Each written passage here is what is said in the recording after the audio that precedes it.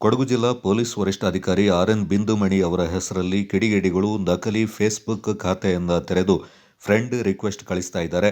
ಇದಕ್ಕೆ ಸಾರ್ವಜನಿಕರು ಪ್ರತಿಕ್ರಿಯೆ ನೀಡಬಾರದು ಅಂತ ಮಡಿಕೇರಿ ಪೊಲೀಸ್ ಅಧಿಕಾರಿಗಳು ಮನವಿ ಮಾಡಿದ್ದಾರೆ.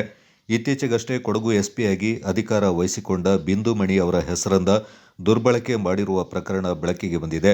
Bindumani IPS SP Kodagu district ಅಂತ ನಕಲಿ ಫೇಸ್ಬುಕ್ ಖಾತೆಯನ್ನು ಸೃಷ್ಟಿ ಮಾಡಿ ಹಲವರಿಗೆ ಫ್ರೆಂಡ್ ರಿಕ್ವೆಸ್ಟ್ ಕಳುಹಿಸಲಾಗಿದೆ. ಜನವರಿ 9ರಂದು ಇದು ವ್ಯಾಪಕವಾಗಿದ್ದು ಹಲವು ಪತ್ರಕರ್ತರು ಹಾಗೂ ಪ್ರಮುಖ ವ್ಯಕ್ತಿಗಳಿಗೂ ರಿಕ್ವೆಸ್ಟ್ ಹೋಗಿದೆ. ಕೆಲವರು ಸಂಶಯಗೊಂಡು ಪ್ರೊಫೈಲ್ ಪರಿಶೀಲಿಸಿದಾಗ ಲಾಕ್ ಆಗಿರುವುದು ಕಂಡುಬಂದಿದೆ. ಮತ್ತೆ ಕೆಲವರು ಫ್ರೆಂಡ್ ರಿಕ್ವೆಸ್ಟ್ಗೆ ಒಪ್ಪಿಗೆ ಸೂಚಿಸಿದ್ದಾರೆ. ಈ ವಿಚಾರ ಮಡಿಕೇರಿ ಪೊಲೀಸರ ಗಮನಕ್ಕೆ ಬಂದಿದ್ದು ಇದೊಂದು ನಕಲಿ ಫೇಸ್ಬುಕ್ ಖಾತೆ ಅಂತ ಸ್ಪಷ್ಟಪಡಿಸಿದ್ದಾರೆ. ಸಾರ್ವಜನಿಕರು ಪ್ರತಿಕ್ರಿಯೆ ನೀಡಬಾರದು ಅಂತ ಮನವಿ ಮಾಡಿರುವ ಪೊಲೀಸರು ಅಧಿಕಾರಿಗಳು ಕಿಡಿಗೇಡಿಗಳ ಪತ್ತೆಗೆ ತನಿಖೆ ಕೈಗೊಂಡಿದ್ದಾರೆ.